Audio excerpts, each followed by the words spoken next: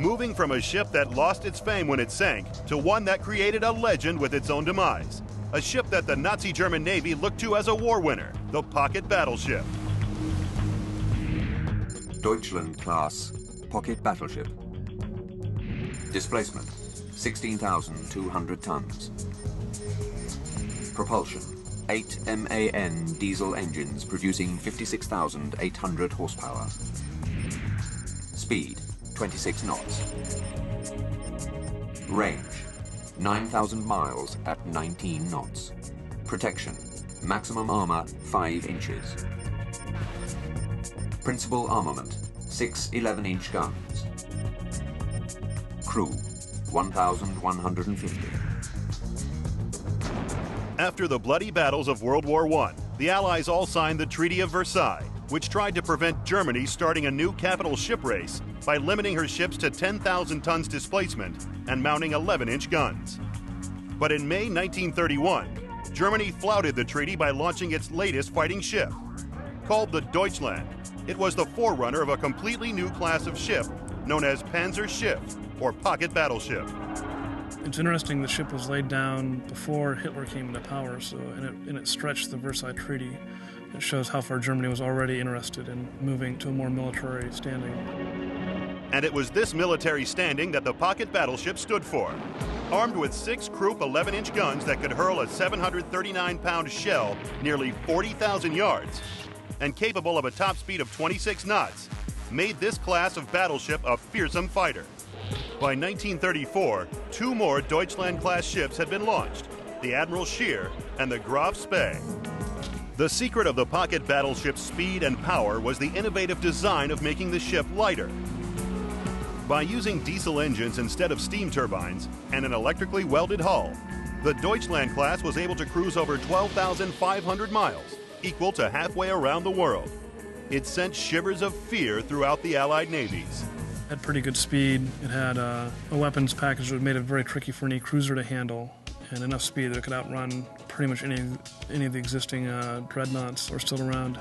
With the outbreak of World War II, the Pocket Battleships were ready for action, and the Graf Spee was the first to go into combat.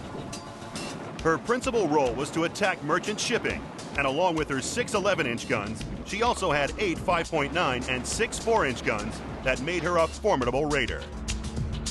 I think that in innovation terms, German pocket battleships are a mystique all of their own.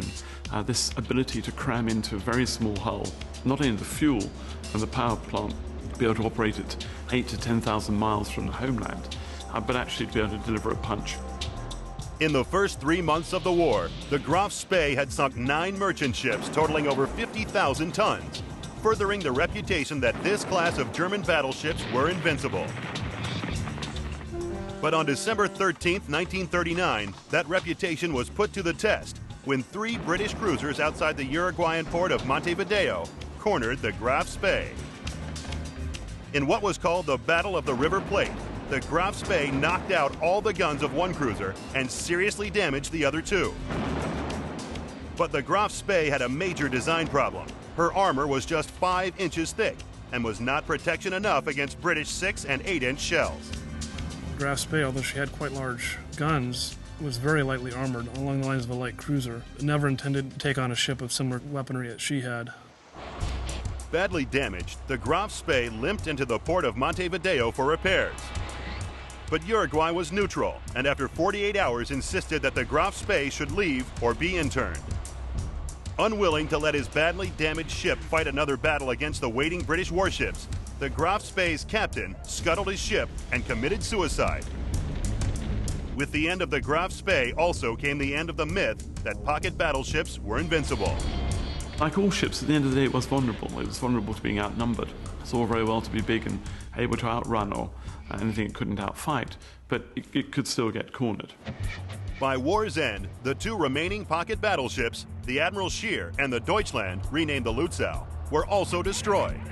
But during their brief lives, all 3 had demonstrated that they could hit hard and scare the enemy. So for fear factor and firepower, they score well on our matrix. Innovation is good, but protection and service length lets them down. So the Deutschland class gets the number 9 spot in our top 10 fighting ships.